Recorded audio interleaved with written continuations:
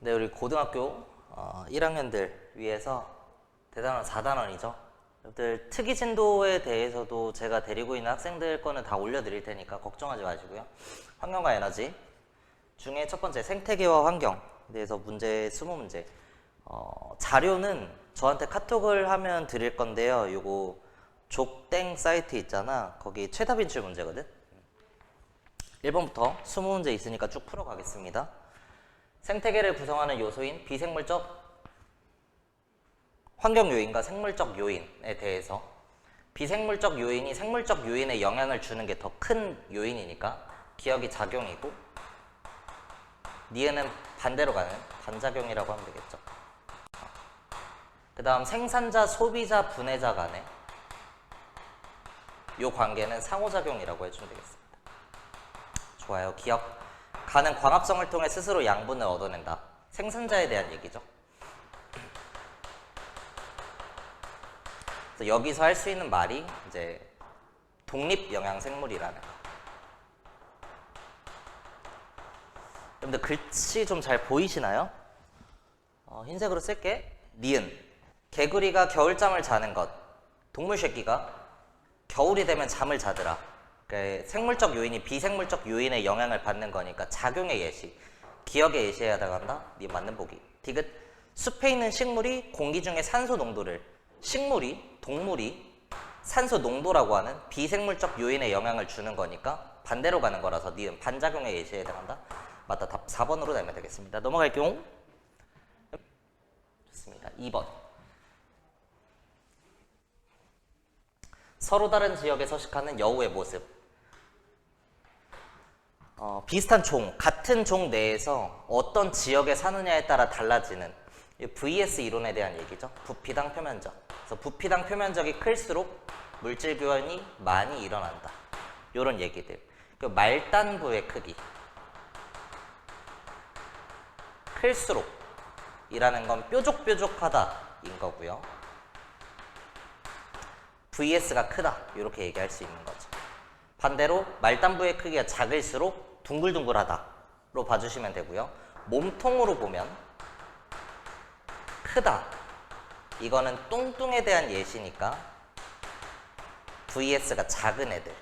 이런 식으로 잡아주면 되겠죠. 기억 새 여우의 몸집 얘기로 나와 있고요. 다른 것은 온도에 적응한 결과이다. 맞는 얘기가 되겠습니다.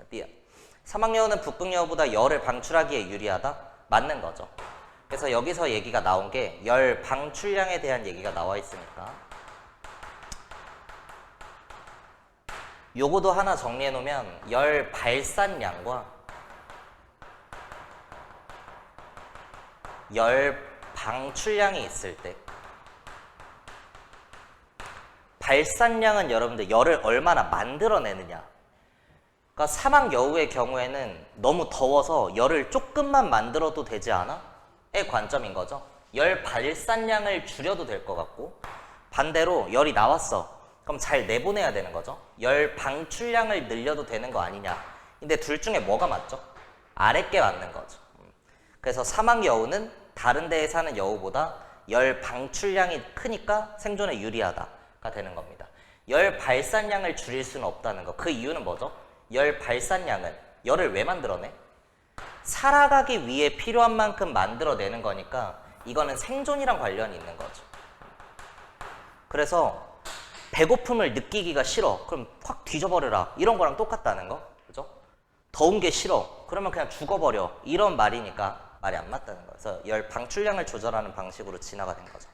디귿. 기온이 낮은 지역으로 갈수록, 북극 쪽으로 갈수록 꼬리는 몸집과 함께 커진다. 꼬리는 말단부 얘기고요. 추울수록 말단부는 작아지는 거고 대신 몸집은 커진다라고 할 수 있는 거죠. 디귿은 틀린 보기고 답 3번으로 되면 되겠습니다. 이 정도 하고 넘어갈게요. 그런데 이제 제가 제일 싫어하는 클래스들이 뭐냐면 개념할 때는 문제가 안 풀린다고 찡찡거리고 문제 풀 때는 개념이 안 돼 있다고 찡찡거리는데 그러시면 안 돼요. 시험이 얼마 안 남았으니까 개념 공부 최소한 잠결에 들어본 적이라도 있다 이러면 문제로서 좀 개념을 이제 정리해 둘 때가 됐어요. 3번. 수심에 따른 해조류의 분포와 도달하는 빛의 파장과 양을 나타낸 것이다. 기억. 녹조류는 적색광이 도달하는 얕은 바다에 서식한다. 뭐죠? 다 나와 있네요. 기억 맞고요. 적색광이 도달한다는 건 이 지역에 사는 해조류는 적색광을 이용해서 광합성을 하는 애들이 많을 거니까 적색 쪽의 빛을 잘 이용하는 거고, 반대로 파장이 짧은 청색 쪽의 빛을 반사시키는 거죠. 잘 이용을 못할 거니까. 그래서 눈으로 보기에는 적색광을 이용하는 애들은 파란색으로 보인다는 거. 그래서 이름이 녹조류인 거죠. 오케이? 니은. 홍조류는, 그 말은 홍색으로 보인다는 건 빨간 빛을 다시 빨갛게 보이는 애들이야. 그 이유는 파란 빛을 잘 이용해서인 거고, 파장이 짧은 빛을 잘 이용한다는 건 깊은 쪽에 많이 분포하는 애들이라는 거 추론이 돼야 돼요. 광합성에 청색광만 이용한다? 아니죠. Do you have 눈깔 자료 해석 문제입니다. 디귿. 수심에 따라 해조류의 분포가 다른 것은 도달하는 빛의 세기가 다르기 때문이다. 빛의 뭐가 다르기 때문인 거죠? 파장이 다르기 때문인 거죠. 답 1번으로 내면 되고요. 세기 말고 빛의 에너지라고 나와 있으면 같은 얘기예요. 이거는 에너지는 괜찮다는 거. 왜? 빛의 경우에는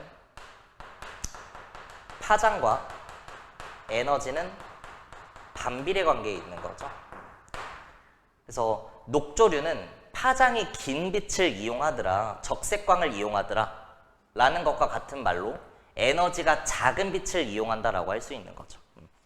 네, 이어서 4번입니다. 한 식물에서 서로 다른 곳에 달린 잎. 양엽과 음엽에 대한 얘기죠. 두꺼운 게 양엽, 얇은 게 음엽. 울타리 조직에 대한 발달하는 정도의 차이가 있다는 거. 기억, 가는 강한 빛에 적응한 결과이다. 맞다. 울타리 조직이 많이 발달했다라고도 표현할 수 있는 거죠. 니은, 나는 가보다 강한 빛을 효율적으로 이용한다. 아니죠. 얇은 애니까 약한 빛에 적응한 결과. 디귿, 같은 면적으로는 나는 가보다 얇은 애가 아닌 거죠. 두꺼운 애가 잘할 거니까. 답 1번으로 되면 됩니다. 가가 나보다 활발하게 광합성을 할 수 있다. 다음 5번. 두 생태계. 가와 나의 먹이 관계를 나타낸 것이다. 먹이 사슬, 먹이 그물, 요런 문제네요. 기억에 나는 가보다 안정적인 생태계가 나와 있는데, 기본적으로 안정적인 생태계가 되기 위해서는 종이 많아야 되는 거죠. 오케이? 근데 같은 수의 종으로 구성된 생태계라고 했을 때는 개체수 자체가 중요한 건 아니고 그 개체에 분포하는 정도가 얼마나 균일한지. 똑같이 4개의 종이 살고 있다라고 해도 100마리에 한 마리 이렇게 살고 있는 것보다 25 이렇게 살고 있는 게 더 안정적인 생태계라는 거. 여기서는 종의 관점으로 종수만 보면 되겠죠. 나가 안정하다? 맞다. 니은. 가에서 메뚜기의 개체수가 급증하면 풀의 개체수가 일시적으로 증가할 것이다. 어디서요? 가에서 메뚜기의 개체수가 증가하면 풀 다 뒤져버리는 거죠. 감소할 것이다. 근데 이제 복원 한계에 의해서 메뚜기의 개체수가 그리 크지 않게 증가한다면 풀의 개수가 감소해서 메뚜기가 뜯어먹을 게 없으니까 감소하는 요인도 있을 거고, 그죠? 그리고 메뚜기의 양이 늘어나면 개구리의 양도 늘어나면서 메뚜기의 양은 결국 줄어들 거라는 거. 그러면 풀의 양이 다시 복원이 될 수 있다. 복원 한계를 넘는 메뚜기 개체수의 증가가 있다면 풀이 다 뒤져버릴 수 있고, 메뚜기는 엄청나게 늘어났다가 쟤도 멸종, 개구리도 멸종, 뱀도 멸종, 이런 식으로 갈 수 있다는 거죠. 디귿, 나에서 들지는 1차 소비자이고 2차 소비자이다. 소비자 관점에서는 딱 정해져 있는 건 아니라는 거. 물론 광합성 생명체는 무조건 생산자고요. 동물성 플랑크톤은 1차 소비자가 되는 게 맞지만 나머지에 대해서는 상대적인 관점이니까. 들쥐 얘기 나와 있네요. 들쥐는 생산자를 처먹으니까 1차라고도 할 수 있고요. 풀을 먹는 메뚜기를 잡아먹는 1차를 잡아먹는 2차라고도 할 수 있는 거죠. 그래서 1차 소비자이면서 2차 소비자이다. 이거 좋은 표현입니다. 답 4번으로 되면 되겠죠. 넘어갈게요. 네, 이어서 6번입니다. 피라미드 그림 나와 있고요. 피라미드가 나와 있을 땐 이제 정삼각 피라미드랑 역삼각 피라미드 알아두셔야 되죠. 정삼각 피라미드는 생물량,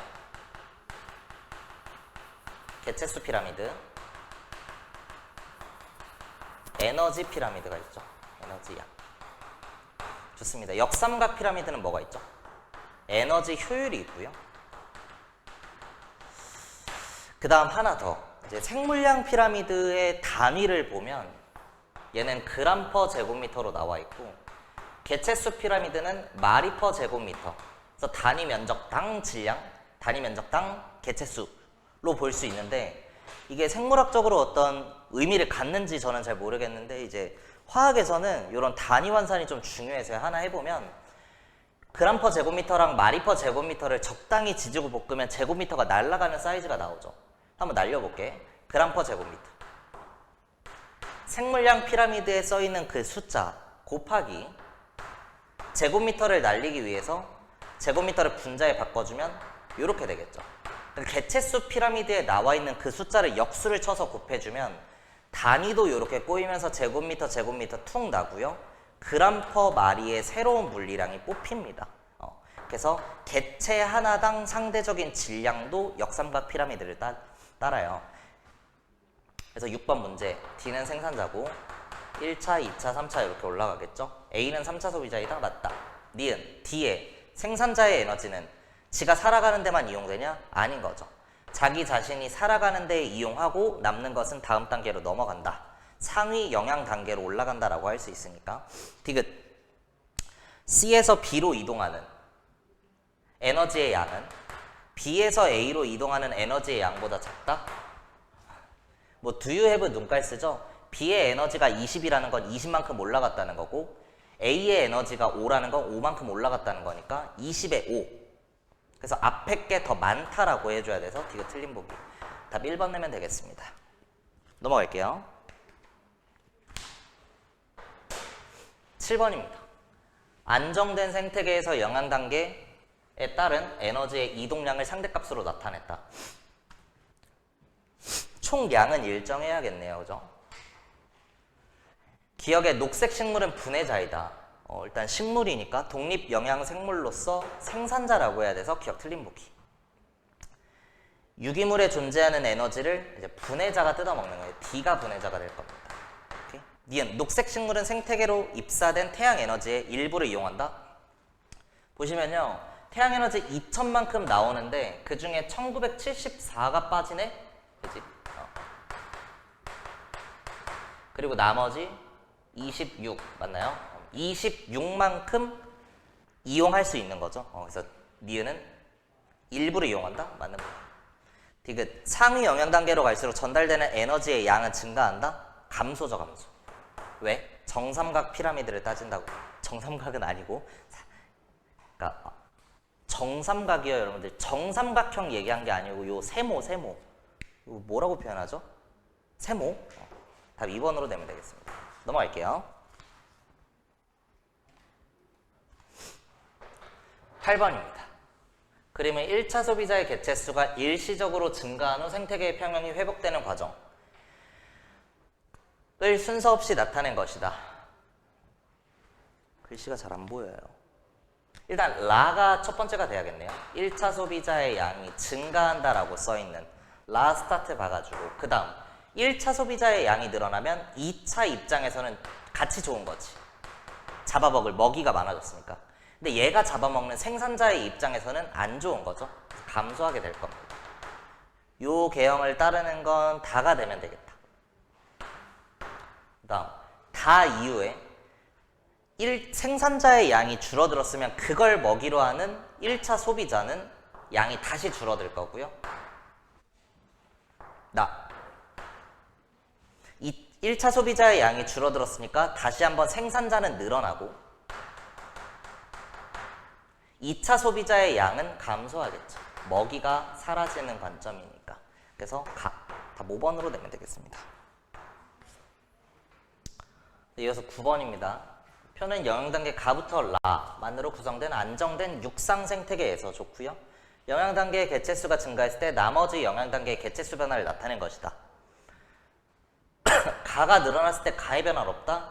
그러니까 뭐 즈그들끼리는 안 잡아먹는다 이렇게 나온 것 같고요. 가의 개체수가 증가했을 때 나랑 다가 둘 다 늘어난다는 건 일단 가보다 상위 영양 단계에 나와 다가 있다는 거죠. 근데 라의 양은 줄어든다는 건 라가 가장 족밥이구나 이렇게 볼 수 있을 겁니다. 그죠? 두 번째, 나의 개체수가 증가했을 때 가의 개체수가 증가한다. 요거를 이제 잘못 해석하면 안 되는 건 뭐 이런 거야. 앞에서는 그냥 암묵적으로 치고 넘어갔던 게 가의 양이 늘어나니까 나랑 다가 좋아하더라. 그럼 같은 관점에서 보면 나의 양이 늘어났을 때 가가 좋다? 그럼 이제 가가 나를 뜯어먹나? 그럼 또 아다리가 안 맞는 거죠. 그래서 요거는 나와 나의 관계를 암묵적으로 알려주는 걸로 해석할 수가 있어요. 그래서 보면 나의 개체수가 증가하면 다의 개체수가 감소해. 그 말은 나가 다를 잡아먹을 수 있다는 거야. 오케이? 나가 요 상위로 올라가 주면요. 그럼 나가 다를 잡아먹음으로써 인마의 양이 줄어드니까 욤마의 양이 늘어나는구나. 이렇게 볼 수 있는 거죠. 인정하시나요? 다의 개체수가 증가하면 맞는지 검증, 가의 양은 줄어들 거고 바로 잡아먹는 거니까 나의 양은 늘어나는 거고 더 상위 단계에 있으니까 나의 양은 증가한다? 그죠? 가를 잡아먹었으니까. 그래서 솔직히 처음에는 운이 좀 좋았던 겁니다. 그치? 가의 양이 늘어났을 때 나의 양이 늘어났다는 건 가가 되게 엄청 상위 영향 단계에 있어서 나의 천적을 잡아먹음으로써 늘어났다 라고 해석할 수도 있는데 그냥 요 흐름 그대로 따라가 보면 문제가 풀리는 사이즈였습니다. 그래서 학교 시험에서 만약에 문제를 풀다가 뭔가 좀 안 맞아. 그냥 요것만 보고 나랑 다가 가를 잡아먹는구나 라고 해석을 했는데 이게 꼬일 수도 있다는 거 한번 체크해 보세요. 혼자 연습하는 방법은 요거부터 생각해 보는 거지. 얘부터 해석을 했다면 나의 개체수가 증가했을 때 가의 양이 늘어난다? 그러면 가가 나를 뜯어먹나? 라고 볼 수 있는 거죠. 근데 다와 라의 양이 모두 감소한대. 이걸 뭘로 설명할 거냐는 거야. 나 밑에 다가 있고 라가 있다. 물론 이 둘은 상하관계가 있어줘야 되는 거죠. 그래서 나 밑에 이 둘이 있다라고 한들 나가 다를 잡아먹으면 다가 라를 다시 다의 양이 줄어드니까 라의 양은 늘어나줘야 돼. 인정하시나요? 그래서 여기서 말이 안 맞는다는 거. 그럼 이걸 어떻게 해석할까? 이게 반대로 가는구나. 이렇게 가주면 되겠죠. 좋습니다. 아주 별표예요. 그래서 이런 문제를 풀 때 가장 중요한 건 이런 게 체크 포인트가 되겠네요. 라의 개체수가 증가했을 때 다 증가하더라. 모두가 행복해. 라가 제일 족밥이다. 이렇게 볼 수 있는 거죠. 그래서 기억. 가는 1차 소비자이다. 라는 생산자로 갈 거고요. 가가 1차 소비자 이렇게 가주면 되겠죠. 그래서 기억 맞는 보기. 니은 나의 에너지의 일부가 다로 이동한다. 아니죠. 상하관계가 바뀌었으니까 앞뒤가 바뀌어줘야 돼서 니은 틀린 보기. 디귿 가와 라의 생물량 합이 나와 다의 생물량 합보다 크다. 질량에 대한 얘기고요. 가와 라는 생산자와 1차 소비자, 나와 다는 2차랑 3차니까 뭘 비교하든 크다의 합이고 얘는 작다의 합이라서 앞에 게 크다 맞다. 답 3번으로 내주면 되겠습니다. 넘어갈게요. 네, 이어서 10번입니다. 그림은 1905년 미국의 카이바브 고원에서 사슴을 보호하기 위해 늑대 사냥을 허용한 이후 사슴과 늑대는 개체수로 표현을 해놨고 초원의 경우에는 생산량을 나타냈대요. 그러니까 기본적으로 똑같이 개체수로 나타냈다면 초원의 양이 압도적으로 많을 거니까 무조건 가장 크게 찍혀 있어야 되는데 초원의 경우에는 생산량 그리고 심지어 단위까지 안 나와 있으니까 서로 단위가 달라서 그죠? 무조건 많다고 초원 이렇게 찝을 수는 없는 그런 문제가 되겠네요. 일단 초기 조건에 사슴은 좀 되게 적었을 거고 사슴을 보호하기 위해서 이런 짓거리를 했다는 건 사슴의 양이 한번 확 떠줘야 되는 거죠. 그래서 가가 사슴이다. 이런 거는 자연스럽게 잡을 수 있을 거고요. 그 다음 변화의 관점에서도 처음에 늑대 사냥을 허용했다. 그럼 늑대의 양은 줄어들겠죠. 오케이? 그래서 바로 감소하는 애가 늑대가 돼주면 되는 거고 그 다음 나타나는 변화가 사슴의 양이 늘어나겠죠. 늑대를 줄여줬으니까. 사슴의 양이 늘어나면 초원의 양은 줄어든다. 요렇게 세 개가 같이 가는 변화인 거죠. 화살표 방향이 반대로 돼 있으면 반대로 가는 변화인 거고. 그래서 1905년 이후부터 사슴의 양이 증가하는 뭐 약 1925년 정도의 관계에서는 사슴의 양이 늘어납니다. 그쵸? 그러면 자연스럽게 사슴의 양이 늘어나면 다시 얘를 먹이로 하는 늑대의 양이 늘어나는 변화가 있어줘야 돼. 근데 그것보다는 살짝 늦게. 그래서 요 흰색의 구간에서 사슴의 양이 늘어난다면 그것보다 조금 밀린 구간에서는 증가하는 변화를 가지는 게 늑대가 된다는 거. 그죠? 요게 다가 늑대가 돼주면 되겠네. 사슴의 양이 늘어나는 그 시점, 그 변화의 기간 동안에는 사슴이 잡아먹는 초원의 양은 줄어들어 줘야 되는 거죠. 근데 이제 사슴의 양이 늘어나는 그 시점보다 살짝 오른쪽에서 변화가 감소하는 걸 가지는 요 나 그래프 개형. 인마가 초원의 그래프 개형이 되겠어요. 초원의 생산량. 좋아요. 기억. 가는 다시 사슴이니까 1차 소비자. 말을 절어도 좀 이해해 주세요. 나는 2차 소비자. 초원이니까 틀린 복이네요. 생산자의라고 해야 돼서. 니은 사슴 개체수가 증가함에 따라 나는 초원의 양은 감소한다. 맞죠? 사슴이 먹이로 하는 거니까. 디귿. 시간이 흐르더라도 다의 개체수는 회복될 수 없다? 시간이 흐르다면 증가할 수 있는 거죠. 그게 틀린 복이 답 2번입니다. 복원 한계를 뛰어넘는 변화가 주어진다면 그렇죠? 사라질 수 있는 건 뭐 이런 게 되겠네요. 늑대의 양이 너무 늘어나는 것과 초원의 양이 너무 감소하는 게 극단적으로 일어나면 사슴이 확 멸종해버릴 수도 있는 거죠. 그 지역에서. 그죠? 다 뒤져버리면. 그러면 늑대는 먹이로 하는 애가 없어질 거니까 다 죽어버릴 거고 초원만 엄청나게 많아지는 그러한 생태계가 될 수도 있는데 그건 특수한 조건이니까 기본적으로는 회복되더라. 그리고 그래프 해석만 하더라도 늑대의 양이 회복되고 있는 관계니까. 그죠? 좋습니다. 넘어갈게요. 절반 다 나왔다. 11번. 과거의 기후변화의 연구 방법. 기억의 나이테. 온난다습한 기후에서는 1년 사이에 폭발적으로 자랄 수 있으니까 나이테의 간격이 넓다라고 해줘야 되는 거죠. 기본 지식입니다, 여러분들. 기억 틀린 보기. 니은. 나를 통해 빙하의 생성 시기와 기후 변화를 알 수 있다. 맞습니다. 빙하 코어의 연구 목적인 거죠. 빙하가 만들어지는 시점에 그 당시의 대기 조성을 가지고 있는 공기 방울이 포함된 그러한 빙하를 연구한다는 거. 그죠? 이 공기의 조성을 보면 과거의 환경을 알 수 있다는 겁니다. 과거의 기온까지도 알 수 있는데요. 오해하면 안 되는 게 이제 20도씨 환경에서 공기가 이제 20도씨야. 근데 갑자기 그러한 공기가 빙하 속에 포함이 돼 버렸어. 근데 그 공기를 보고 당시 기온이 20도씨라는 건 예측이 된다는 건데 그러니까 빙하 속에 그 공기방울이 20도씨를 유지하고 있는 건 아니겠죠? 이 조성을 통해서 그 안에 존재하는 이산화탄소의 비율을 보면 당시의 온도가 이제 추정이 가능합니다. 그러한 방식으로 찾아내는 거고요. 디귿. 다에 포함된 암석의 종류와 화석으로부터 과거의 기후를 알 수 있다? 맞는 얘기죠. 과거의 환경이나 시점도 알 수 있겠죠. 어떤 애가 들어있느냐에 따라서. 답 4번으로 되면 되겠습니다. 여러분 지질시대 한번 해봐서 알겠지만 퇴적암 속에는 화석이 들어있으니까 화석 연구인 거고요. 화성암으로 나와 있으면 조금 곤란한 거죠. 화성암에 포함된 화석으로부터 그럼 틀린 보기. 화성암에선 화석이 발견되기 매우 어려우니까.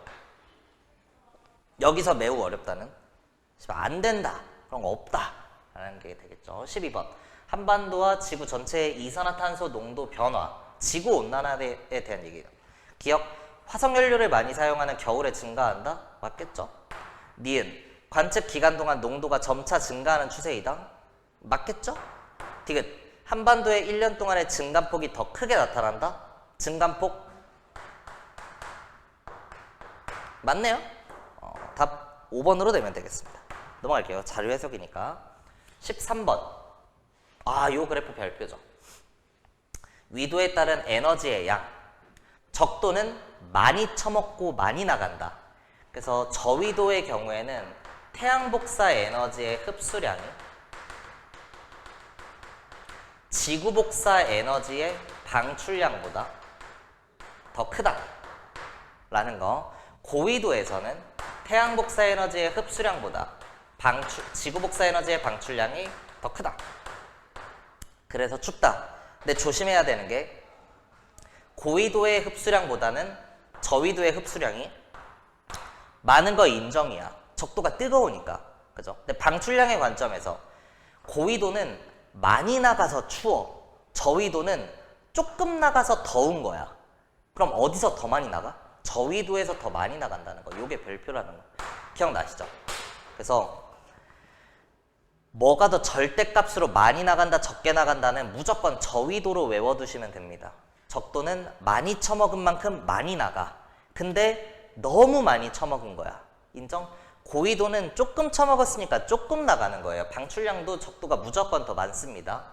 그럼에도 불구하고 지가 처먹은 것보다 지가 내보내는 게 더 많아서 춥다. 이렇게 해석을 하면 되겠죠.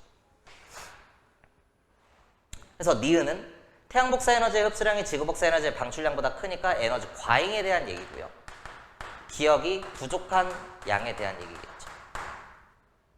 반대로 나와 있으니까 틀린 보기. 니은.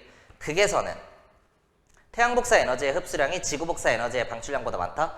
많이 처먹냐? 아니다. 많이 나간다니까. 디귿. 대기와 해수에 의해서 저위도에 남는 에너지를 고위도로 이동한다? 맞다.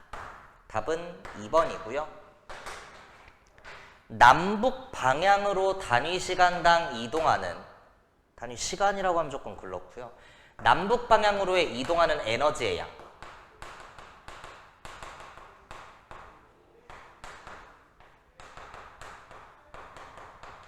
어디서 가장 많은 거죠? 여기서 가장 많다. 이게 몇 도야? 위도 38도. 나옵니다, 여러분들.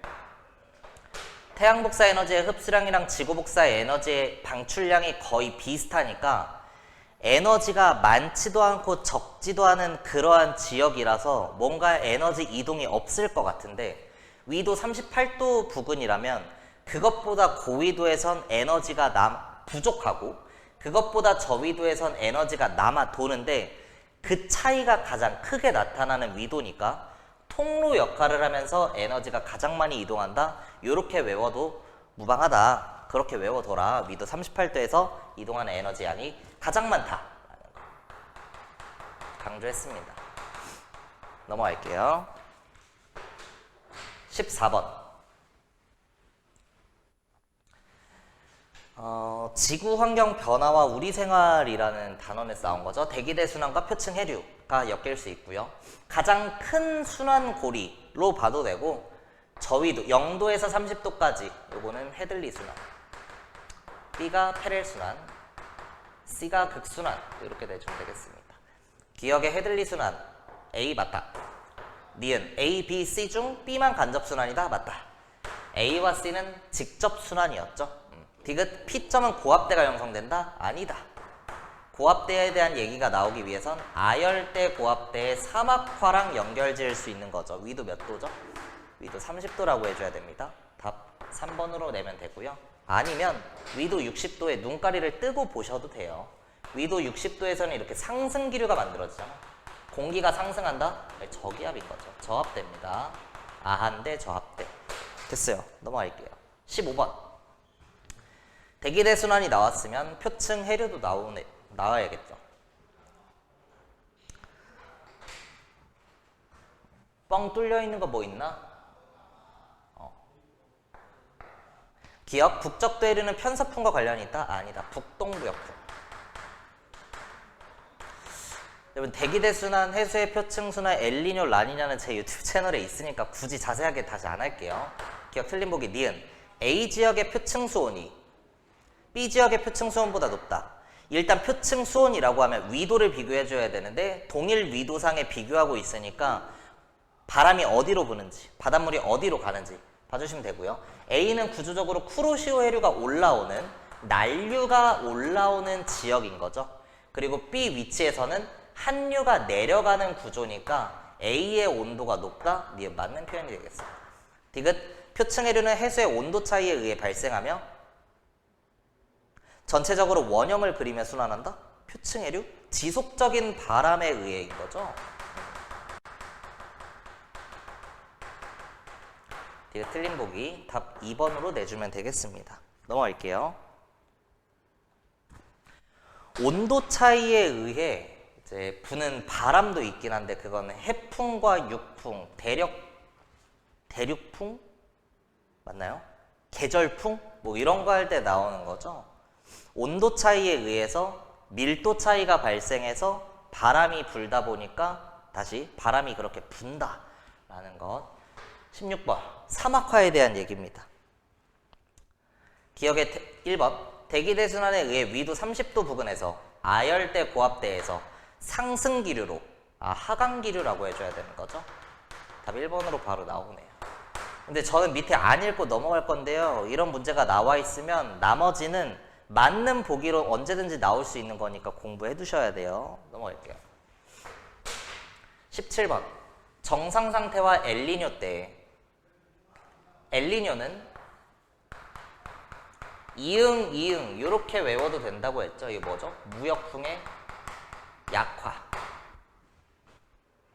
혹은 지랄 맞은 남자아이 페루 쪽의 온도가 높아지더라. 그래서 평상시와 엘니뇨 발생 시 구분 지어주면 되고요. 이응이니까 무역풍 약화라고 해줘야 돼서 틀린 보기. 니은 동태평양 연안에서는 수온이 올라가 상승기류가 만들어져. 뜨거우면 상승. 공기는 상승하기만 하면 구름 만들어지고 구름은 강수에 대한 얘기죠. 그래서 니은 맞는 보기입니다. 강수까지 가주면 평상시에는 차가운 지역이니까 비가 잘 안 와. 근데 강수래. 폭우, 호우, 홍수 이런 얘기 해줄 수 있다 했고요. 디귿 엘니뇨 발생 시에 인도네시아 쪽 서태평양의 동해안 지역은 온도가 상대적으로 낮아지는 거고 낮으면 하강이죠. 하강하면 구름 안 만들어지는 거고 강수 없다로 갈 거라는 거. 오케이? 서태평양은 기본적으로 온도가 높아서 상승기류에 의해 강수가 좀 많은 지역인데 안 온다로 잡히면 인간 생활에 영향을 주는 건 이제 가뭄과 산불 요렇게 잡아주면 되겠죠. 디귿 맞는 보기 답 니은 디귿 4번으로 내면 되겠습니다. 넘어갈게요.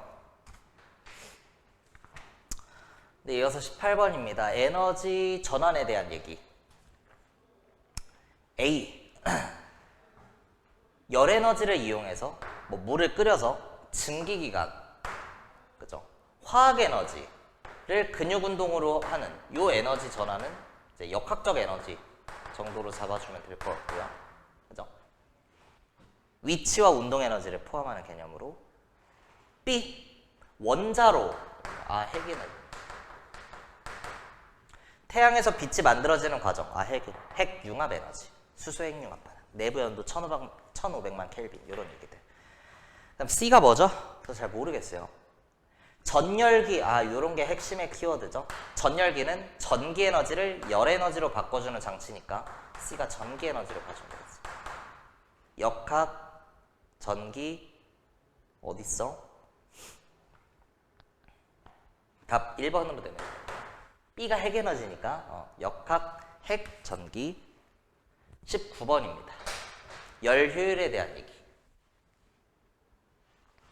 기억. 이 열기관에서 Q1을 늘리면 W도 늘어나나요? Q1은 인풋이고요. 그죠? 많이 넣어줬어. 많이 나오겠죠. W도 늘어나고요. 똥도 많이 싸겠죠? Q2도 늘어납니다. 근데 이 증가 비율은 똑같이 가겠죠. 어쨌든 기억 맞은 거기. 니은. 이제 요런 거를 해석할 때 편한 방식대로 하시면 돼요. 꼭 공식에 의존할 필요 없이. Q1분의 Q2가 클수록 이렇게 나와 있는데 과학에서 분모분의 분자는 분모당 분자로 해석해주면 돼. Q1은 처먹은 거야. 그지? Q2는 똥 싸는 거야. 그러니까 이 비율이 크다는 건 먹은 거 대비 똥 싸는 게 많은 애니까 이거 똥쟁이야 이거. 인정? 효율이 안 좋다라고 해야 되는 거죠. 니은 틀린 부분 잡아주시면 되겠습니다. 굳이 막 W로 바꿔낼 필요가 없다는 거. 디귿. 열기관에서 고온의 열에너지가 1로 전환된다? 맞네요. 답은 기억해 4번으로 내면 되겠습니다. 마지막 20번입니다. 할로겐등, 형광등, LED, 전등을 켜는 동안 몇 초 사용한 전기에너지 어쩌고저쩌고 열 효율에 대한 얘기가 나와 있네요. 기억. 전구로서, 그러니까 빛을 내므로써 이용 효율이 가장 큰 것은 형광등이다. 여러분들 이거 기본 지식이죠. 그냥 LED라고 하고 넘어가시면 돼요. 물론 계산은 할 수 있겠지. 수학을 막 너무 잘해가지고 30분의 5, 25분의 5, 15분의 10을 다 해서 얘가 가장 크구나 해도 되지만 기본 상식이에요. 그죠? 할로겐등 같은 거는 막말로 이거는 전구로 보기도 어려워요. 대부분이 열로 나가고 이게 실제로 보면 열효율이 4%에서 왔다 갔다 합니다. 그러니까 100만 원어치 전기세를 내면 그중에 96만 원어치는 외부 그냥 거의 다 열로 나가는 거고 4% 정도만 빛을 내는데 쓰는 거니까 난방기구로 보는 게 합당할 정도로 효율이 엄청 떨어진다는 거. LED는 뭐 되게 좋죠. LED는 전기 켜봐야 만져도 안 뜨겁거든. 빛으로 많이 나간다는 겁니다. 니은 형광등을 조명으로 사용할 때 이런 것도 좀 그렇긴 한데 당연히 형광등을 조명으로 쓰겠죠. 난방기구로 쓰진 않을 거니까 이용 효율은 20%이다. 25 중에 5를 빛으로 내는 거니까 20% 맞다. 디귿. 겨울철 비닐하우스에서 조명과 난방을 하기에는 LED가 가장 유리하다. 빛을 내는 데에는 LED가 가장 유리하다. 조명으로서의 역할은 좋지만 난방까지 해줘야 돼. 마치 제가 수업 중에 얘기했던 철수가 훈훈함을 느꼈다 뭐 그런 거랑 비슷한 유형인 거죠. 난방까지 하기 위해서는 난방의 관점에서는 얘는 사실 되게 떨어지는 거죠. 15분 4니까 할로겐 등이 더 적합할 것 같네요. 난방을 할 때 유리한 건 할로겐 등이라는 거. 그래서 모두 다 LED가 유리하다. 이건 아니야. 답 2번으로 내면 되겠습니다. 오케이. 안녕.